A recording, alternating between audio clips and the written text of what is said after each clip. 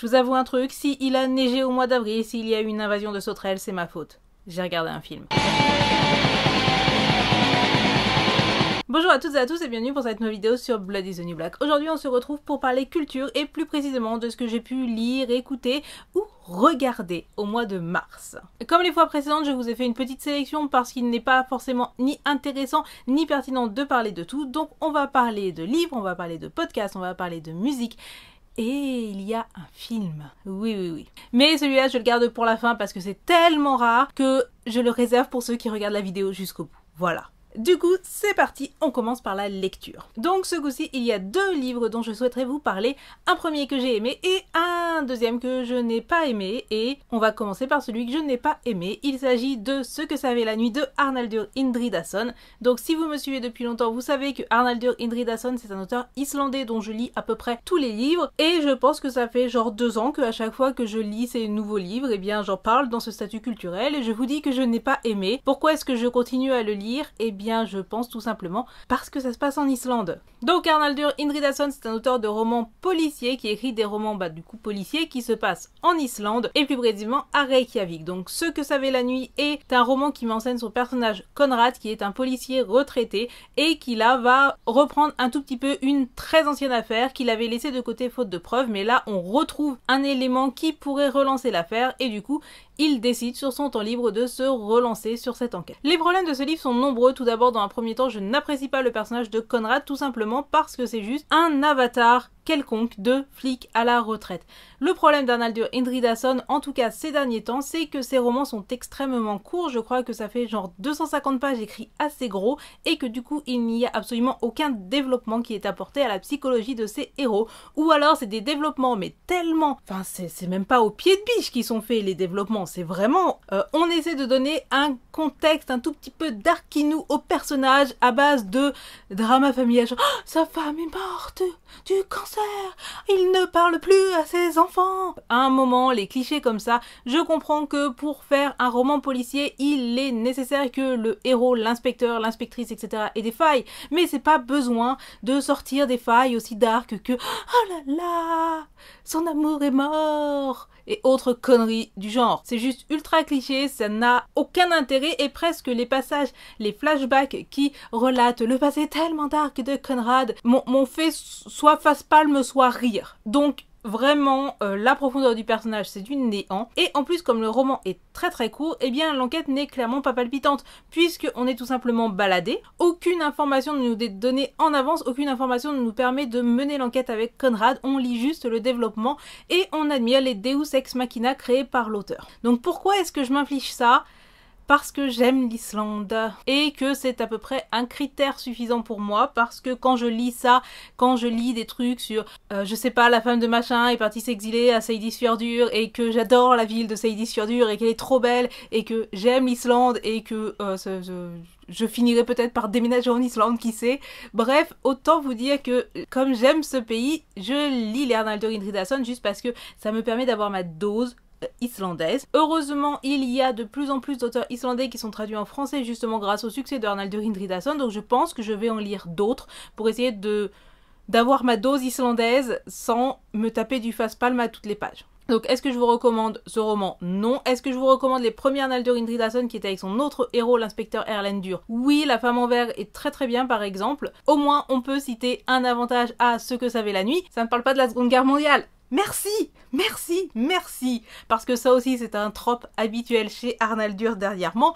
Tous ces romans parlaient de la Seconde Guerre mondiale et j'aime bien les uniformes nazis, mais à un moment faut arrêter quoi.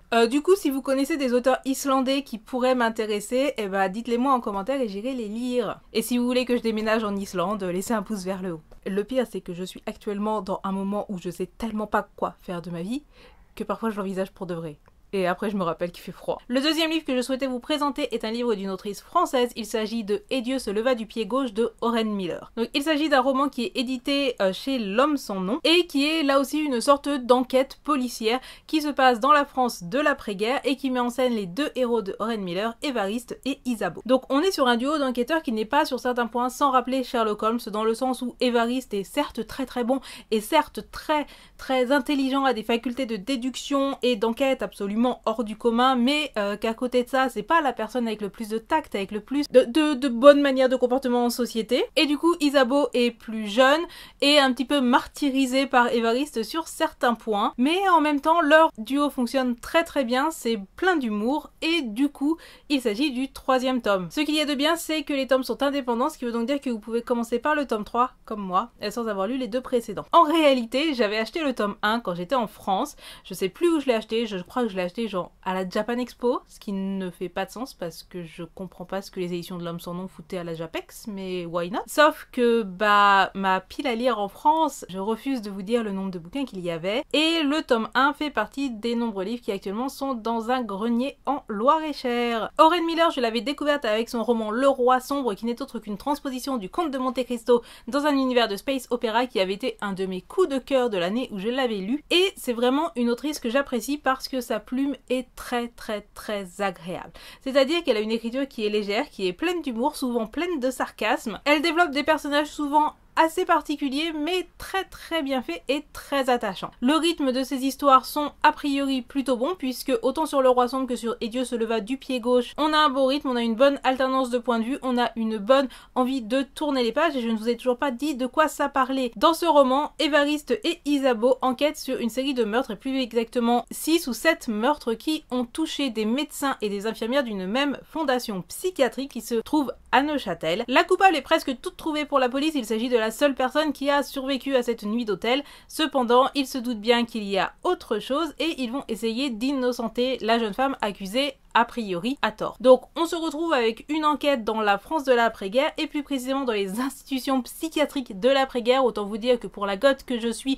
institution psychiatrique, voilà, on coche tous mes critères d'intérêt. On a un duo d'enquêteurs qui fonctionne très très bien, on a une enquête qui va commencer à s'intéresser à des choses comme la religion, d'où le titre, vous vous en doutez.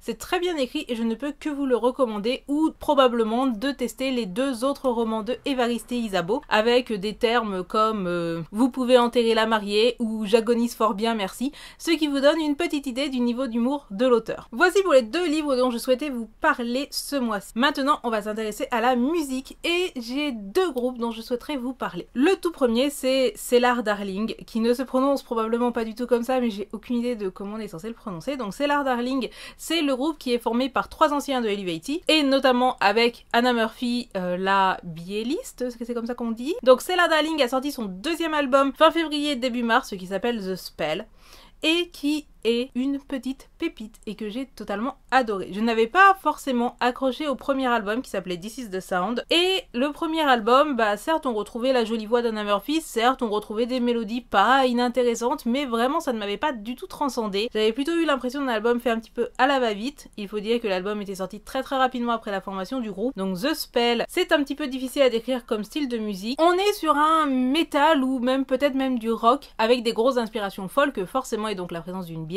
des lignes de chant mélodiques très très très très belles. Donc je suis une très grande fan de la voix d'Anna Murphy, j'appréciais ce qu'elle faisait sur les chansons d'Helvetii, j'apprécie ce qu'elle fait sur Cellar Darling, même si je regrette qu'elle n'utilise pas forcément sa voix gutturale. Donc The Spell, c'est un concept album qui raconte globalement l'histoire d'une fille qui ressent trop de choses, etc. avec des passages vraiment très très sombres. Donc il y a plusieurs chansons qui s'appellent Death, etc. L'univers visuel est absolument magnifique, il y a un côté mi-art nouveau, mi-grungy goth. Alors c'est pas forcément du truc super énervé, c'est pas du black metal bien crade comme je peux écouter parfois, c'est vraiment quelque chose de très mélodique, de très très beau, avec beaucoup d'émotions, avec la présence du coup d'instruments traditionnels et folk. C'est, je pense, quelque chose d'assez abordable si vous n'êtes pas forcément métal extrême, et en même temps quelque chose de très plaisant si vous êtes comme moi une grande amoureuse de la voix d'Anna Murphy. D'autant plus qu'il y a plusieurs clips qui sont sortis sur YouTube qui sont des clips en animation, et je vous les recommande parce qu'ils sont absolument magnifiques. Ils racontent l'histoire justement de ce concept album. Et le deuxième groupe dont je souhaiterais vous parler, qui est un petit peu du même genre, c'est-à-dire qu'on est plutôt sur du métal alternatif, sur quelque chose de très easy listening avec un chant féminin, c'est Black Briar. Donc Black Briar, c'est un groupe hollandais qui a sorti uniquement des EP, il n'y a pas de vrai album à l'heure actuelle. Le tout dernier EP, qui s'appelle We'd Rather Burn, est sorti fin 2018 et je l'ai seulement découvert ce mois-ci. Là encore, ils ont 2 clips qui sont très bien faits sur YouTube, qui sont très élégants et c'est comme ça que je les ai découverts parce que en ce moment, je laisse beaucoup les clips YouTube tourner pendant que je fais autre chose. On est sur du chant féminin avec un côté assez goth et assez rock. C'est pas forcément le truc le plus transcendant au monde. Par contre, j'apprécie vraiment beaucoup la voix de la chanteuse. Je pense que dans ma bouche, ce n'est pas une critique si je dis que sur certains points, ça me fait penser à du Evanescence. Et du coup, je suis assez enthousiaste. J'ai pas mal écouté leur dernier EP et j'aimerais bien qu'ils fassent un album parce que du coup, je pense que ça serait très intéressant. Toujours dans le thème de se consommer dans les oreilles, on va parler de podcasts et j'ai 2 podcasts à vous parler aujourd'hui. Le premier, c'est un podcast qui m'a été conseillé par certains nombre d'entre vous suite à ma dernière vidéo culture. Il s'agit du podcast Les couilles sur la table qui est un podcast qui parle de féminisme mais plutôt sur le prisme de tout ce qui a rapport à la masculinité. Donc clairement, là encore, tous les épisodes ne m'intéressent pas parce qu'il y a pas mal d'épisodes sur les gosses, etc. Et vous savez que c'est des thèmes qui... voilà. Par contre, il y a certains épisodes qui sont très intéressants et j'ai notamment adoré l'épisode sur les gars du coin qui traite de la masculinité en campagne et plutôt dans les milieux ouvriers, dans les milieux pauvres, etc. Et j'ai trouvé ça super intéressant. Donc du coup, chaque épisode fait une trentaine de minutes et consiste majoritairement en une interview entre la personne qui hoste ce podcast dont je ne connais pas le prénom et un invité quelconque. Donc parfois on a des sociologues, parfois on a des personnes voilà, plus ou moins intéressantes. C'est pas un podcast dont je trouve tous les épisodes ont la même qualité. Donc ça sort assez régulièrement. Je crois qu'il y a un épisode tous les 2 mardis, quelque chose comme ça. Du coup, je trouve que c'est intéressant parce que ça permet de vraiment prendre du recul et de se rendre compte que notre vérité à nous n'est pas du tout une vérité universelle et globalement, je pense que c'est un des trucs les plus importants pour comprendre le monde et pour comprendre les diverses oppressions ou les divers sujets de lutte, etc. Il faut sortir de son immeuble, il faut sortir de sa propre petite expérience personnelle et du coup, ce podcast permet de remettre les choses en perspective sur de nombreux points. Donc, je vous le conseille, c'est sur Spotify, ça dure une demi-heure, il y a beaucoup d'épisodes, donc choisissez ceux qui vous intéressent. L'autre podcast dont je voulais vous parler, c'est un podcast que j'écoute depuis vraiment pas mal de temps et je me suis rendu compte que je ne vous en avais jamais parlé. Il s'agit de LOL Japon, qui est une émission qui a lieu tous les mois et qui dure un temps monstrueux, puisqu'on est sur des épisodes parfois qui vont jusqu'à 5 heures. Je sais pas comment les mecs font, sachant qu'ils enregistrent le truc en direct. Mais LOL Japon, c'est un petit peu l'émission qui parle de tout ce qui va être pop culture japonaise, production manga, animé, parfois ça parle un peu de jeux vidéo. Bref, ça parle du Japon globalement. À chaque fois, il y a plusieurs parties dans l'émission. Il y a une partie sur un statut culturel, sur de l'actualité, il y a des dossiers. On apprécie ou pas, moi il y a des passages qui, de base, ne m'auraient pas intéressé. Il y a un épisode entier sur Détective Conan où je pense qu'il parle pendant 3 heures de Détective Conan, un manga que je n'ai jamais lu et qui ne m'intéresse pas. Sauf que les 2 hôtes de ce podcast, qui s'appellent Concombre et Amo, sont extrêmement drôles et du coup ça me fait beaucoup rire. C'est 100% mon type d'humour, à savoir souvent débile, parfois gênant. C'est un podcast que j'adore écouter en travaillant au salon photo.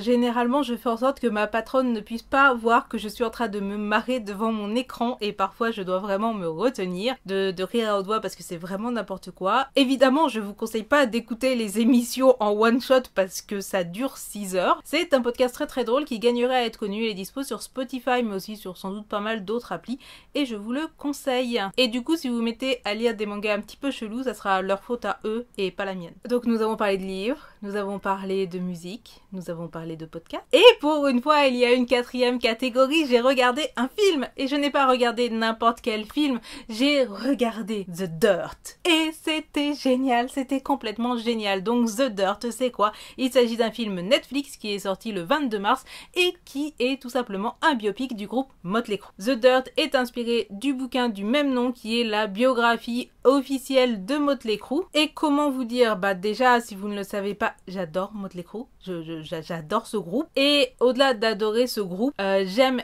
énormément Nikki Sixx, le compositeur et le bassiste de Motley Crue. Quand généralement on me demande voilà quelles sont les personnes qui t'inspirent, machin, les célébrités qui t'inspirent, etc. Je cite généralement 2 personnes, Nikki Sixx et la deuxième c'est Kat Von D, mais si je dis ça avec tous les dramas qu'il y a autour, je sais pas ce que je vais me prendre en commentaire, mais en tout cas Nikki Sixx est une des personnes qui m'inspire le plus, tout simplement parce que ce mec c'est un véritable artiste multi-talentueux, enfin je veux dire il fait des photos de bâtard, il a écrit tous les trucs de Motley Crue, c'est un businessman reconnu et en plus son bouquin Les Heroine Diaries est un bouquin qui m'a beaucoup aidé à l'époque et que je vous recommande. Du coup, voir The Dirt sur l'écran, voir un petit peu l'histoire de ce groupe sur lequel j'ai lu énormément parce que moi quand j'aime quelque chose bah je prends tout ce que je peux et je lis tout donc. Et ça faisait genre des années que l'adaptation était en chantier, ça faisait des années que ça devait sortir et plus personne n'y croyait jusqu'à ce que Netflix arrive et dise ouais salut on y va. Ça a été réalisé par le mec qui a réalisé les films Jackass, donc ce qui vous donne un petit peu une idée de où on se place. C'est-à-dire que The Dirt c'est pas vraiment un truc philosophique avec une grande réflexion sur la toxicité du milieu musical dans les années 80. The Dirt c'est pas un truc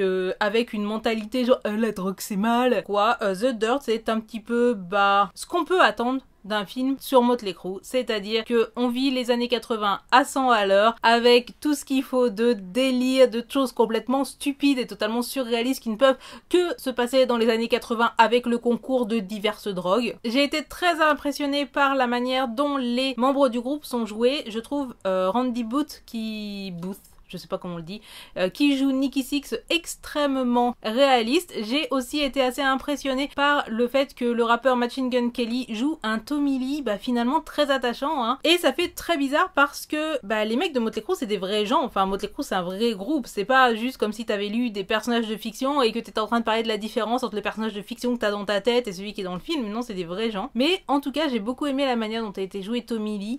À quel point est-ce que c'est réaliste ou pas par rapport à la vraie personne, globalement j'en ai rien à foutre. Quant à Mike Mars qui est joué par Ramsey Bolton, eh bien là aussi ça lui va parfaitement. Et enfin, le mec qui joue Vince Neil est probablement celui qui est le plus ressemblant d'un point de vue physique, mais aussi celui qui a le rôle le plus émotionnel, puisque si vous savez, Vince Neil n'est pas passé par des trucs très très drôles, hein. Il a tué un de ses potes, il a perdu une de ses gamines du cancer, enfin bref. Donc c'est un film qui dure malheureusement uniquement 1h45, j'aurais préféré voir un film de 3 heures, mais je comprends les nécessités, je comprends aussi qu'il y a un certain nombre d'arrangements qui sont faits avec la réalité, et d'ailleurs à plusieurs reprises, les membres du groupe dans le film brisent le 4e mur pour nous expliquer que, bon ça s'est pas exactement passé comme ça, mais bon on est dans un film. Pour les fans qui ont lu le livre, eh bien vous retrouvez tout un tas d'anecdotes, notamment impliquant des fourmis et Ozzy Osbourne. Bref, j'ai beaucoup ri devant ce film, j'ai presque pleuré, j'ai tapé dans mes mains à de nombreuses reprises, et pour une fois il s'agit d'un film que j'ai eu envie de revoir, ce qui ne m'arrive absolument jamais. En gros, pour que je regarde des films, il faut que ça parle de rockstar héroïnomane, voilà. Après, effectivement, c'est pas forcément du très très grand art, hein, je veux dire d'un point de vue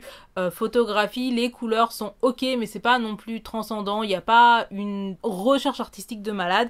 Par contre, c'est efficace, c'est drôle, c'est bien rythmé. Bien évidemment, la BO est génial puisque c'est Motley Crue, hein, voilà. On retrouve tout ce qu'on veut du look des années 80. Moi, ça m'a presque donné envie de m'acheter des pantalons en spandex et de porter des bandanas. C'est une réussite sur toute la ligne, je ne peux que vous le conseiller, c'est sur Netflix, allez le voir. J'aurais préféré une mini-série, mais vraiment The Dirt, eh bien, j'ai rien à y reprocher, mon objectivité est proche du néant, hein, on est tous parfaitement d'accord, j'ai lu plein de critiques assassines sur le film, mais je pense que puisque je suis une grande fan, puisque j'ai lu beaucoup sur le groupe, puisque j'attendais ce film depuis longtemps, je trouve que vraiment c'était bien. C'était vachement cool. Je vais le re-regarder. En France, quand je rentrerai, je me ferai une soirée The Dirt avec une pizza. Et le soir d'après, je me referai Rock of Ages. Bref, en gros, les seuls films que j'aime, c'est des films qui parlent de musique métal ou rock dans les années 80. On a tout compris. Accessoirement, j'en profite pour vous caler le fait d'aller lire les Heroine Diaries,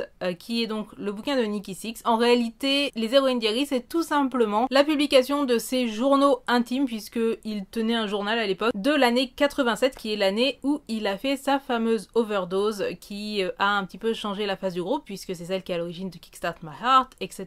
C'est une plongée dans l'esprit d'un dépressif héroïnomane et c'est extrêmement intéressant. L'édition anglaise et l'édition que je vous recommande, même si j'aime beaucoup le travail que fait Camion Blanc, Camion Noir qui l'ont publié en français. La version anglaise est une version illustrée de toute beauté avec un design et une mise en page absolument magnifique. Donc si vous avez l'occasion et que vous êtes en capacité de lire l'anglais, lisez les Heroine Diaries en anglais. Si vous pouvez pas, lisez-les en français, mais bref, allez lire les Heroine Diaries. Et sur ce, eh bien, c'est la fin de cette vidéo qui est probablement beaucoup trop longue et que je vais passer 3 plombs à éditer, mais c'est pas grave. Si vous avez des recommandations de groupes ou de livres à me conseiller, eh bien, dites-les moi en commentaire, ça m'intéresse, même si je pense que je n'aurai pas beaucoup le temps de lire en avril, tout simplement parce que je me suis lancé un défi à la con, à savoir faire le Camp Nano. Le Camp Nano, c'est un défi d'écriture, ce qui veut donc dire que je dois écrire un bouquin de 200 pages en un mois. Mais bref, donnez-moi vos conseils lecture, je les lirai au pire en mai. Donnez-moi vos conseils musique. Vous pouvez vaguement me donner des conseils de films si ça porte sur la vie de rockstar héroïnomane. Sachant que j'ai déjà vu le docu sur Kurt Cobain, évidemment. Et sur ce, en attendant la prochaine vidéo, n'oubliez surtout pas d'allumer la lumière et on se retrouve très bientôt. Tchuss!